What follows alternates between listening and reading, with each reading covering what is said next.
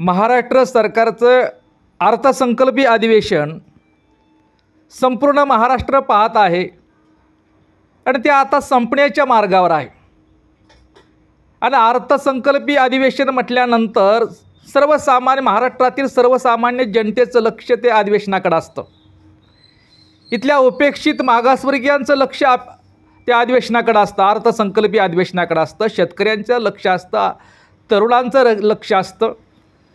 सर्वसामान्य जनतेचं लक्ष त्या अधिवेशनाकडे असतं की अधिवेशनामध्ये महाराष्ट्राच्या आर्थिक आणि सामाजिक विकासाच्या प्रगतीच्या दृष्टीने काय धोरणं सरकार राबवतील आणि विरोधी पक्ष नेतेसुद्धा त्याच्यावर एक अतिशय चांगल्या पद्धतीनं हितकारकानं वैचारिक पद्धतीनं महाराष्ट्राच्या हिताच्या दृष्टीनं एक चांगल्या प्रकारचं धोरण आणि त्याच्यावरती चर्चा घडवून येतील आणि त्यातून महाराष्ट्राच्या हिताचं काय धोरण पुढं समोर येईल अशी एक अपेक्षा असते.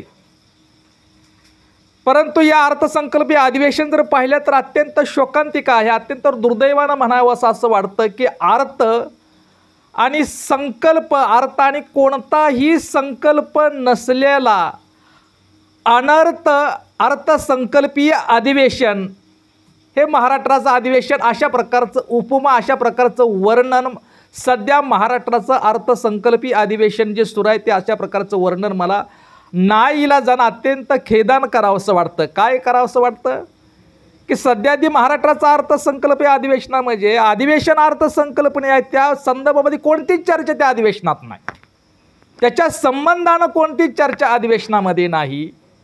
आणि म्हणून अर्थ आणि कोणताही संकल्प नसलेला अनर्थ अर्थसंकल्पीय अधिवेशन म्हणजे महाराष्ट्राचं सध्याचं असणारं अर्थसंकल्पीय अधिवेशन आहे. हे अर्थसंकल्पीय अधिवेशन असं कसं म्हणायचं याला? म्हणून याला उपमा द्या, नाईला जर उपमा देतोय की अनर्थ अर्थसंकल्पीय अधिवेशन. कारण या अधिवेशनामध्ये शेतकऱ्यांच्या प्रश्नावरती काही चर्चा झाली नाही. शेतकरी आत्महत्या करतात, शेतकऱ्यांना चांगला भाव मिळाला पाहिजे, शेतकऱ्यांच्या हिताचे धोरण असणारा काहीतरी चर्चा व्हावी, काहीतरी असं ठोस उपाय होईल अशी अपेक्षा होती. तरुणांच्या हाताला काम नाही, बेरोजगारांची संख्या वाढलेली आहे, सुशिक्षित बेरोजगारांची संख्या वाढलेली आहे, रोजगारभिमुख शिक्षण व्यवस्था नाही, त्या तरुणांच्या हाताला काम नाही, बेरोजगारांची संख्या वाढली, भयानक परिस्थिती आहे. शिवाय मागासवर्गीयांचा SC अनुसूचित जाती आणि जमातीचा आरक्षणाचा कितीतरी लाखो कोटा शिल्लक आहे, तो भरला गेला नाही. स्त्रियांच्या संदर्भामध्ये कोणतंच धोरण नाही, सुरक्षित स्त्रिया तर नाहीच, स्त्रियांच्या सुद्धा हाताला स्त्रिया स्वावलंबी बनावते अशा प्रकारचं धोरण या अर्थसंकल्पामध्ये राबवलं जाईल. एकंदरीत महाराष्ट्राच्या सामाजिक आणि आर्थिक विकासाच्या प्रगतीच्या दिशेनं नेणाऱ्याचे काही मुद्दे आणि काही बजेट आणि काय भूमिका आणि काय धोरण सत्ताधारी आणि विरोधी पक्षसुद्धा या अर्थसंकल्पीय अधिवेशन करावे अशी अपेक्षा असते, तर त्यानुसार अजिबात नाही.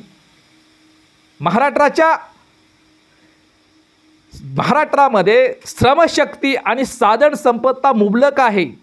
त्या अनुषंगाने सरकारनं काय धोरण दिले तर महाराष्ट्र हा देशामध्ये एक नंबरचं राज्य होऊ शकते, पण सरकारची इच्छाच नाही. आणि या अर्थसंकल्पीय अधिवेशनामध्ये अर्थसंकल्पाच्या दृष्टीनं संबंधित काय मुद्दा आणि भूमिका आणि चर्चा धोरण चर्चाच नाही पाहायला मिळाली. ही अत्यंत खेदाची गोष्ट आहे. तर काय चर्चा होती या अधिवेशनामध्ये?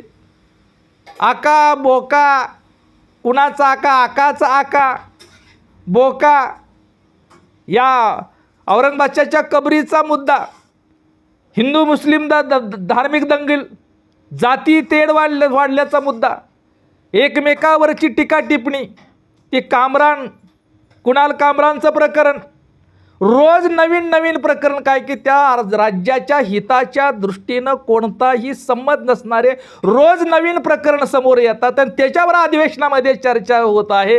यात वेळ वाया जातो आहे आणि जनतेचे जे मूलभूत प्रश्न आहे, महाराष्ट्राच्या हिताच्या दृष्टीने जे प्रश्न आहेत त्याच्यावरची चर्चा आणि धोरणात्मक चर्चाच अधिवेशनामध्ये दिसत नाही. आणि म्हणून मी म्हणलं की अनर्थसंकल्पीय अधिवेशन म्हणजे या सध्याचं महाराष्ट्र सरकारचं अर्थसंकल्पीय अधिवेशन आहे.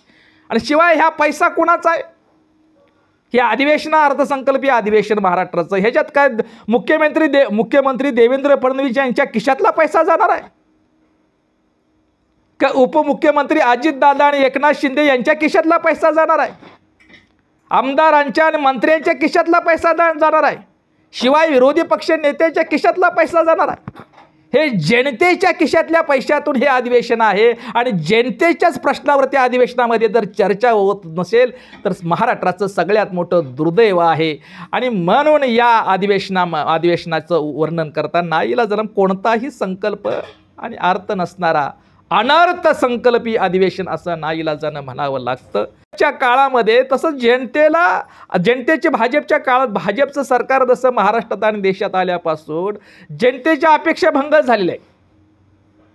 पण अर्थसंकल्पीय अधिवेशनामध्ये काहीतरी पदरात पडेल असं वाटत होतं. आणि शिवाय मागास अनुसूचित जाती जमातीचा जो निधी आहे जवळपास 7,000 कोटी निधी दुसरीकडे वळवले गेले त्यावरही चर्चा व्हायला पाहिजे होती.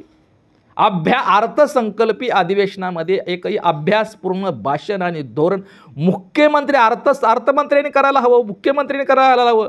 नको त्या विषयावर चर्चा आणि वादावादीन जनतेच्या पैशाचा गैरवापर, अधिवेशनाचा वेळ वाया जात आहे. त्याच्यामुळं महाराष्ट्राचं हे फार मोठं दुर्दैव आहे. आणि म्हणून मला या ठिकाणी सांगावंसं वाटतं की आता महाराष्ट्राला सामाजिक आणि आर्थिकदृष्ट्या प्रगती आणि विकासाच्या प्रगतीपथावर न्यायचं असेल तर एकच आहे की आता प्रस्थापित राजकारणाला नवीन पर्याय देण्यासाठी तरुण पिढीनं जात धर्माच्या पलीकडे जाऊन महाराष्ट्राचा विकास आणि महाराष्ट्र देशामध्ये एक नंबर कसं होईल हीच भूमिकाने हा विचार घेऊन नवीन राजकारणाचा चांगला पर्याय निर्माण करणं हाच आता महाराष्ट्राच्या समोरचा एकमेव पर्याय आहे. आणि त्या दृष्टीनं जनतेनं विशेषतः तरुण पिढीनं याचा विचार करून त्या नवीन राजकारणाचा पर्याय निर्माण करण्याकरता महाराष्ट्रातील तरुणांनी पुढे यावं अशा प्रकारचं आव्हान या निमित्तानं करतो आहे.